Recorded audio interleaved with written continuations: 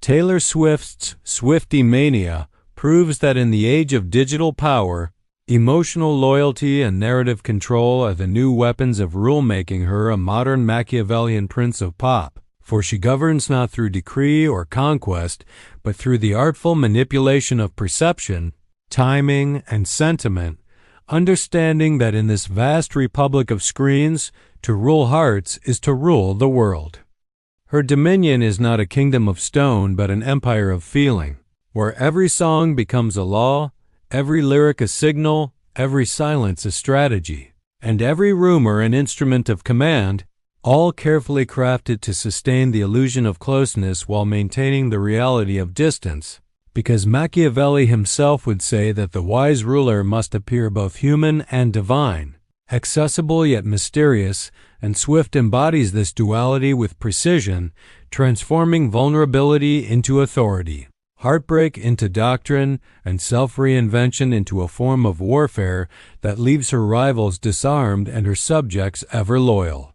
As brands, influencers, and media outlets orbit around her new album like moons around a planet, they are drawn not merely by admiration but by gravitational necessity, for to ignore her is to fall into cultural obscurity, and thus even corporations, those most calculating of entities, bow to her rhythm, synchronizing their releases, campaigns, and aesthetics with her creative calendar as if obeying a seasonal command, demonstrating that her influence extends beyond art into the machinery of commerce itself, a feat Machiavelli would admire as the ultimate consolidation of soft power, for she turns her personal myth into public currency.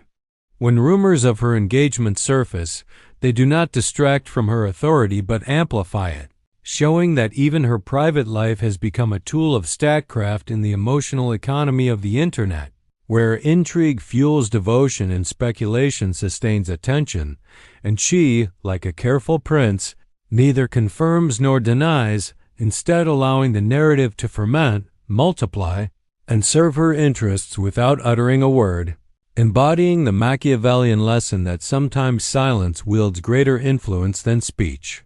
Every album release, every aesthetic shift, every cryptic post functions as both art and tactic, a reminder that she commands not only melody but momentum, understanding that control over timing is control over perception, and perception in turn is control over reality, for the modern ruler does not need to occupy territory when they can occupy attention.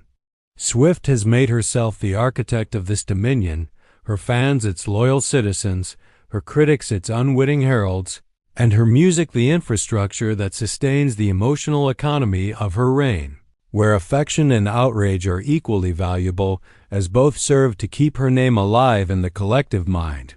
Like Machiavelli's ideal prince, she is adaptable, shifting personas as the moment demands: country ingenue, pop conqueror, indie poet, political voice, each transformation executed with the precision of a strategist reading the mood of the people, ensuring that no rebellion of boredom ever threatens her rule.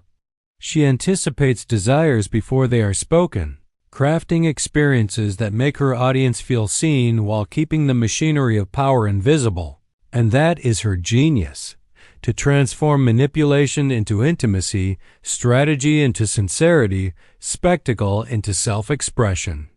Even the digital battlegrounds of TikTok, Instagram, and X become her Florentine court, where alliances are formed through trends and creators, those new. Courtiers compete to interpret her every move, for relevance itself depends on her name proving that in this world she does not merely release content. She commands attention as a sovereign commands loyalty. Machiavelli wrote that a ruler must learn how not to be good, meaning they must sometimes use illusion, deception, or necessity to preserve their power. And though Swift's empire is built on art and affection, it is sustained by mastery of image, precision of control, and an understanding of the volatile nature of public favor, for she has turned fame into a science and emotion into governance.